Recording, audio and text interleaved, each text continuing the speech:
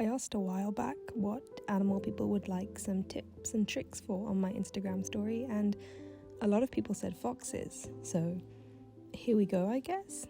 Quick disclaimer that this is more of a how to have fun with it style of video and not so much a step-by-step or anything like that. I thought I'd start with an overview of what I consider to be my main fox shapes. These are some forms that will repeat a lot throughout the anatomy of a fox, especially the almost diamond-like shapes that I've marked with a star.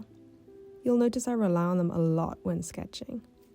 Some of them are a little more obvious, a triangle for an ear, a sort of extended pentagon for a nose. Those are shapes you can sort of see quite easily in the form, but the diamond ones I consider to be the most useful, and I feel like they're not always as obvious. You'll find them in the face, the paws, and even the shoulder blades and sort of general outline of how the legs and tail work. Proportionally, foxes are pretty similar to cats, which can be useful if a cat is something you've drawn before or enjoy drawing. You'll notice in most of these sketches, I spend a lot of my time on the nose, as I find the proportion of the nose to the face is one of the most important things for a fox. Aside from the colour, it is one of the main things that shows your viewer that, hey, this is a fox and not just a pointy dog. It's roughly equal length to the cranium, if that's the right word, and tapers to a very sharp point with a very delicate nose. I often draw it too wide at first glance and go back and slim it down.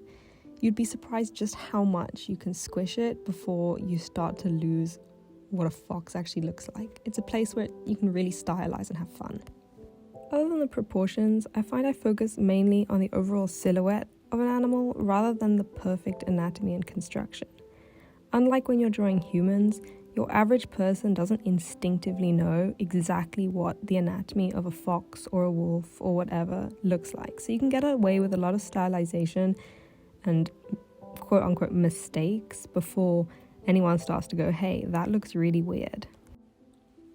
I honestly rarely go for a sort of line art look when I'm drawing animals, as I prefer to just drop opacity on the sketch and keep layering. However, for the sake of this video, I did decide to do a little bit of cleanup because, I don't know, I thought it might be interesting to watch, and I wanted to take it to a slightly more finished look for the purposes of the video. In general, my advice for line art on any kind of animal is not to be shy with leaving construction lines inside the drawing. If you feel like your lines are taking away from your bigger picture, then sure, you can take them away. However, for the most part, I find a lot of the lines I make, I like to leave in because they give a sense of form and a general sort of sense of the fur and muscles underneath that fur.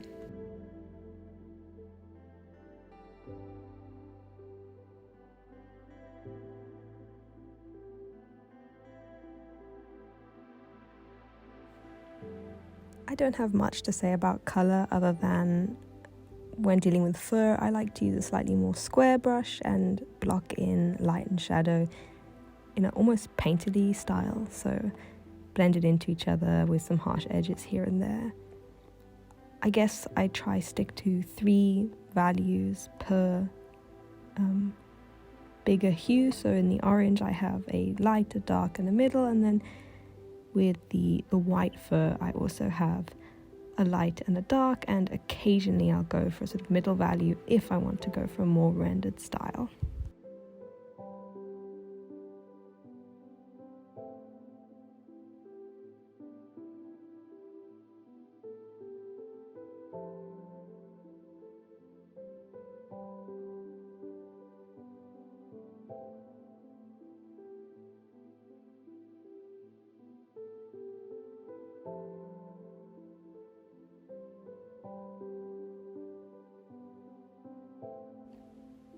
I've included these images with a bit of a blue draw over just to give an example of where I have used those shapes I mentioned in the beginning.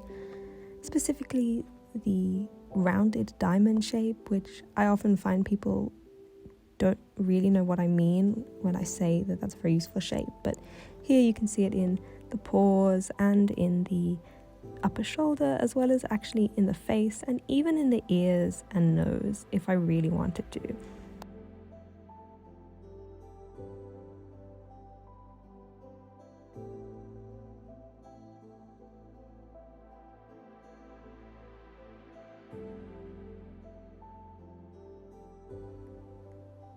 I have decided to include some more sketches outside of just those rendered ones that I showed you, just because I think it's interesting to see a little bit more of how I sometimes play with it, because I find that when I'm drawing animals, I have quite a wide range of styles, and I don't know, I guess I thought that might be interesting to see, as well as some example of how you could stylize it and what you can play around with without losing that foxness.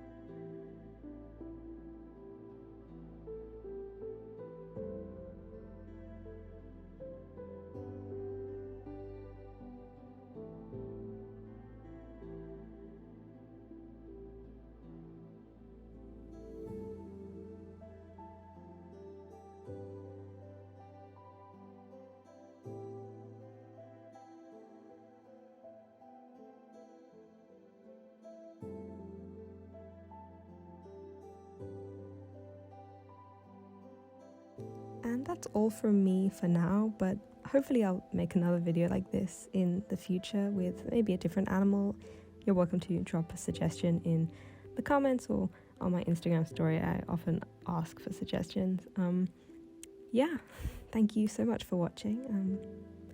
It'd be nice if you stuck around, but don't feel like you have to. But yeah, I'd love to hear from anyone in the comments or anything like that. Thank you so much once again. Goodbye.